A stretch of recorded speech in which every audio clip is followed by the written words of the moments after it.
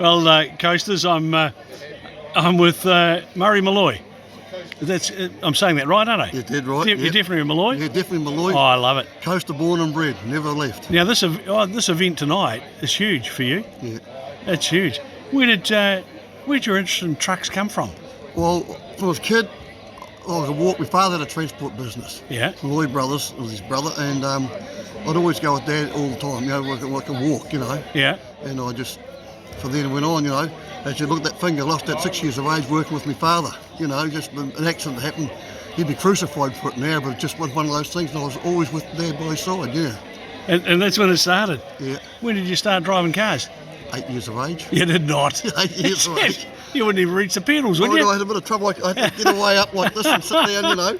That was on the road. Yeah. Yeah, down up the between Wine and Kirikiri and that, yeah. Oh, you mean the main road? Yeah, well, it was only gravel road then days. Of course, yeah. No one had cars, only a few people, yeah. So when did you get into the heavy duty stuff? I was 12 and I was driving up the Howprey. You know, Dad would sit beside me, you know, and my father and that, yeah. Then one part there, he'd drive one truck up behind him and his drivers complained, so I had to Dad had to sit beside me again, you know, on the weekend, yeah. Were you physically a reasonable size? Well, yeah, average, yeah. Yeah, just average. Yes, I was about 12 stone them days and that, you know, yeah. So your dad was a transport operator? Yeah. And where were you born? I was born in Greymouth, in the Grey Hospital here, yeah. Another one, eh? But lived in Moana until my 20s. Yeah. Yeah, lived in Moana. And where'd you go to school? Grey High, on Moana. I didn't enjoy high school one bit. You couldn't wait to leave? But they made me go 4 years, my parents. Oh, well, it might have paid off. No, it didn't. No. So the last year I was going to leave school. I was working the sawmill, you know, then the holidays, you know, and that.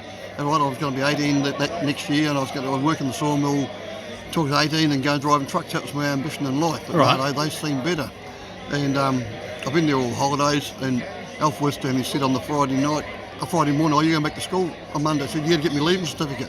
He said, no, your parents have said you're going back. Well, Dad said, yeah, good last night. I said, oh, Dad's in the ship with Mum. He's agreed with Mum. Yeah, folded. Yeah. So I come home from that night and I said, well, you got to go back to school. I promise you one thing I won't learn. And I didn't. I sat in the back of the class and did nothing. There's got to be some dumb people at school because in my maths exam, I also wrote my name on the paper and I got 33 out of 36 in the class. So there was 3 behind you? And I also wrote my name on the paper. I love it. Yeah. So where was your first job? Where they paid you? I went in the Air Force first and I hated it. And I couldn't wait to get out. Then Mum and Dad let me get out. I thought it was going to be the right thing because my older brother, who's here tonight, which I didn't know, surprised me turn up tonight here. Right. And he's in the Air Force and he loved the career. But then I got a job at Grey County, got a first paid job. Then I actually went back until I worked in the sawmill until it come through and I got a temporary licence for 17 to drive a road machine for the Grey County. So which sawmill? Brownlees, Lake Brunner Sawmill, Brownlees. Oh. So, yeah, they're good people, but it was only going to be a stepping stone for me. I was always going to drive trucks. So into the county council? Yeah, into the county council. Then after about 80, more than I'd done so about 8 9 months, I was out of it. Yeah. And Peter Guthrie, who North Canterbury bought my father's business out. Came up to Dad this after Christmas and they had a few whiskies and that, and he said I was looking for staff, you know, this and that. And I said, that'll do me. So I had notice in the county and started driving there for him in 71, yeah. And in East Bedford, of all things, going back, you know. Oh, you're getting back there now? Yeah, in East Bedford, that was my first truck. Right. Yeah. And we had a great comradeship and crew there, you know, just unreal. And like when I got off the East Bedford on the little 330 TK, it cost you $20 on a Friday night at Reventon's Hotel. For $20, I was only getting $90 a fortnight. You know, about $20 went a long way in the bar, though. You know. Yeah. It was a lot more social in those days, wasn't it? Oh, and we had great comradeship because everything was manual. There's no forklifts, nothing like that. You did it all manually, and that was part of your job. You had to work together. Yeah. Well, Robert Ingalls and I is going to be here tonight. Him and I spent about 8 months here at Kirikiri Rail. You know, everything was. It wasn't a Pelican loader. Everything was done by manual. Hay, you know, post. Bags, super and everything else, you know, 8 months a year up there. Jeez. Yeah, go carting up the Howprey and that, yeah. So when did you start with Durham? I started with Durham 33 years ago, 13th of July, that would be 87. Oh, right in the middle of the share market boom. Yeah. 1987? Yeah, well, I disillusioned where I was at the time. because I didn't have a general manager, and I did this disagreement, and I told lies actually. And Jimmy Galloway come and see me, and once before, when I said no, I was happy with what I was doing where I was. He come again, I said yep. He said I went down and seen Durham on the Wednesday, handed me notice on the Thursday, and the following week I started Aratuna. Oh, I love it. 33 years later, I'm still there. Now, you've how's the health been? Look, you had a bit of a heart attack there at one stage a few years ago. Stress of getting married a second time. Is that what it was? Was it too much for you? But, yeah, I was only married not very long, and I had a heart attack up in Hamilton, fell over in the street up there, yeah.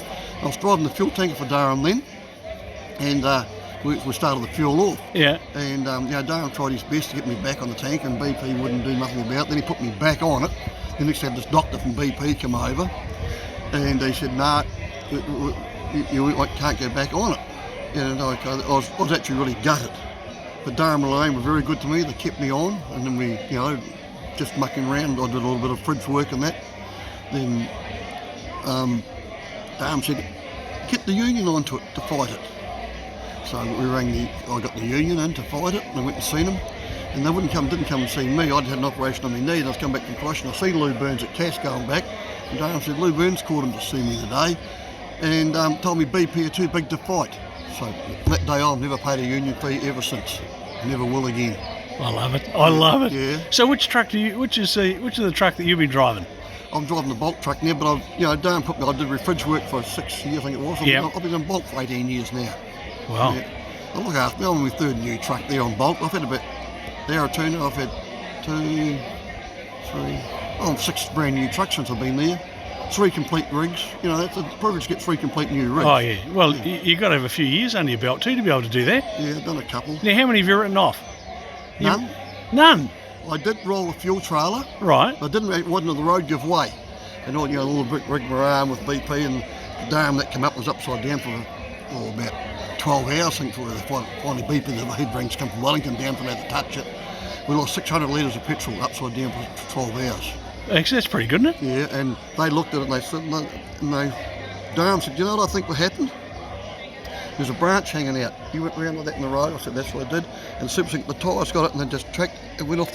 Flicked across. And upside down, completely upside down. Oh, bugger. And did bugger all damage to it.